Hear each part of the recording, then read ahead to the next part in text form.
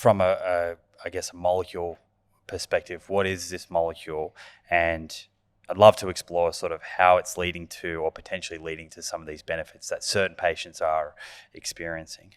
Yeah, so we know it has serotonergic effects. So all of the the typical antidepressants that we see at the moment. That help some people, like I say, they also have serotonergic effects. It's just the type of molecule, type of serotonin that it binds to is slightly different, and it does so in a very profound way for that short period of time. So that 8 hours of dose after you've taken it. That's one of the reasons why we know that it doesn't have any long-term physical effects, and it really is very much concentrated on CNS, so central nervous system effects. And what we know that it does for people is a process called opening up the brain. So imagine if you are someone with treatment-resistant depression, you've got yourself stuck in this chronic sadness, and all of your thoughts are very negative and dysphoric, and you can't kind of shift yourself into a happy way of thinking. And I mean, one of the other conditions that we think it works for is anorexia. They get themselves stuck in "I feel fat" and they can't move. Can't see another perspective. Yeah. So one of the things that we know that the psychedelic experience does is it opens up your brain to new experiences.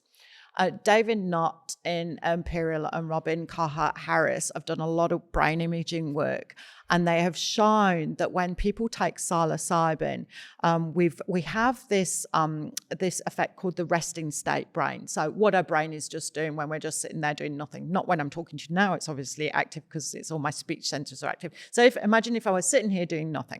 Okay, we have this resting state brain. When you take psilocybin, that resting state brain becomes way more activated or way more connected with all the other areas of the brain. And that's what we're working with in the dosing session. We're working up with the fact that your brain is more connected with all other areas of the brain than it has been before. So we can get you out of your stuckness. So this is the compound that's in magic mushrooms that's responsible for the trip. Yes. And does everyone who is exposed to this at a certain dose hallucinate, or is that only something that some people will experience?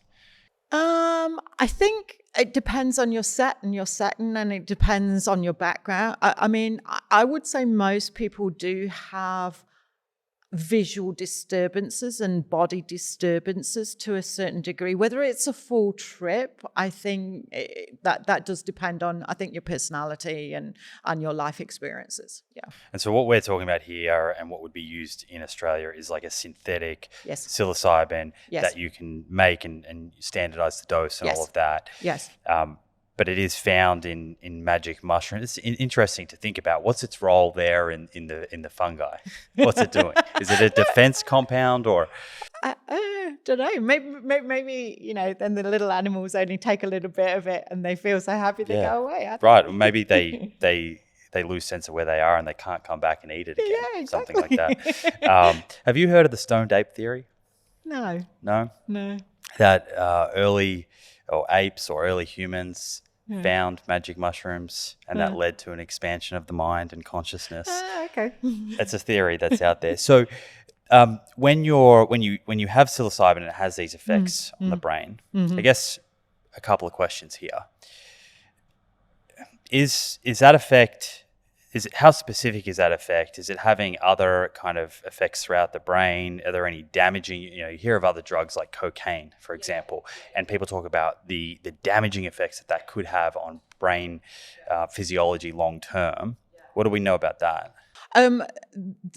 What I guess the general kind of gist is that cocaine is not serotonergic, it's dopaminergic, and that's why we can become addicted, because you become addicted to the reward and the huge kind of hedonistic positive rush that is a dopaminergic reward, whereas serotonergic system doesn't have that addictive quality to it. So I think that's one of the key reasons why these compounds, in my mind, are actually really worthwhile investigating, because that the addiction is not going to be part of this as a safety feature.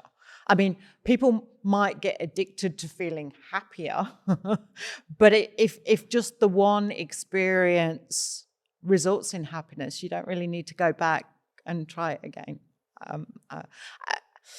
It is, although, you know, some of the neuroethics people and I know that some members of the general public are worried about that, and it is something I guess we do need to kind of think about long term. But and I guess it's a different question it is. around the therapeutic use and what you're Yes. talking about versus, say, taking ecstasy every weekend Yes, at exactly. a rave or a party. Exactly. And what is the effect on brain physiology? Yeah. So as far as we know, non-damaging. Then Even in the context of weekly use. Exactly. Yeah. And I mean, MDMA has had a controversial history in the past, and I mean there were a lot of people that abused MDMA in the 90s. I know, I watched all of my friends at uni abusing MDMA. I think, unlike some other compounds that we saw abuse of in the 90s, like ketamine, the physiological brain effects, I think, are a little bit more controversial. And anyway, we're talking about this in the therapeutic context. So, yeah. So psilocybin, though, will bind to the serotonin receptor. Yeah. It has different effects Yes. to serotonin. And how does that differ from MDMA?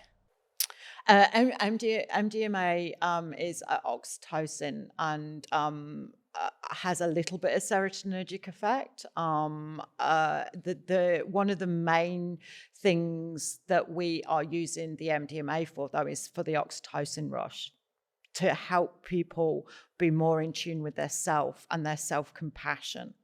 So they're quite different. Right. So the opening up of the kind of brain and the change in perspective, is that more specific to psilocybin? Yeah, exactly. So MDMA is a typical psychedelic. In fact, it's kind of not a psychedelic. Yeah, it's got a more complex profile. Is that why there are a lot of trials looking at it specific to PTSD versus treatment-resistant depression? Yeah, there are a few conditions that I think would be worth investigating with MDMA. So some of the body image problems where people start to really hate themselves and have poor sort of self-esteem and self-compassion, and that's what MDMA does for us. PTSD, because we need to get them into a sort of a more positive mood state to work through some of the trauma. So I think different mental health conditions. Is there a role, do you think, for combinations? Yeah, I think one of the main conditions that we're considering a combination for is actually anorexia. Interesting. Yeah. But very preliminary, you know, yeah.